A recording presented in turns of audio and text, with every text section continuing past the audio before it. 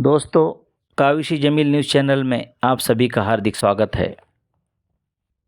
महाराष्ट्र की सियासत में एक ऐसी स्थिति पैदा हो गई है जिससे सवाल उठता है कि आखिर महाराष्ट्र में चल क्या रहा है।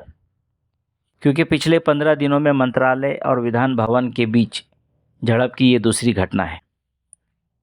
सबसे पहले एक विधायक ने मंत्रालय के एक कैंटीन कर्मचारी की पिटाई कर दी थी। मामला था घटिया खाना परोसने का।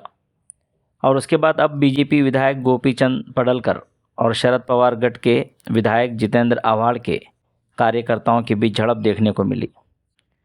पता चला है कि पडलकर के कार्यकर्ताओं ने जितेंद्र आव्हाड के कार्यकर्ता नितिन देशमुख की पिटाई कर दी। इस बीच इस घटना के बाद अब दोनों पक्षों ने खेद जताया है। क्योंकि ये घटना विधानसभा परिसर में हुई है, इसलिए विधानसभा अध्यक्ष राहुल नार्वेकर ने सख्त कार्रवाई का आश्वासन भी दिया है। बता दें कि बुधवार को जितेंद्र आव्हाड और गोपीचंद पडलकर के बीच तीखी बहस हुई। दोनों नेता विधान भवन के दरवाजे पर भिड़ गए। दोनों नेताओं ने एक दूसरे को गालियां भी दी। उसके बाद कल दोनों नेताओं के समर्थक भिड़ गए। विधान भवन की लॉबी में तीखी बहस हुई। एक दूसरे के साथ मारपीट की गई, जिससे काफ़ी अफरा तफरी मच गई। इस बीच आव्हाड ने गंभीर आरोप लगाया है कि गुंडे मुझे मारने के लिए विधान भवन आए थे, लेकिन मुझे मारने के बजाय मेरे कार्यकर्ताओं पर हमला कर दिया।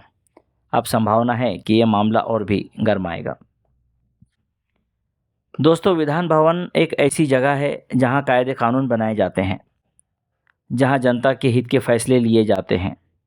अब वहां गुंडागर्दी हो रही है। अब विधान भवन में सत्ताधारी और विरोधियों के बीच तीखी बहस देखने को मिलती है। कोई भी जनता के हित वाले मुद्दों पर गंभीर नहीं है।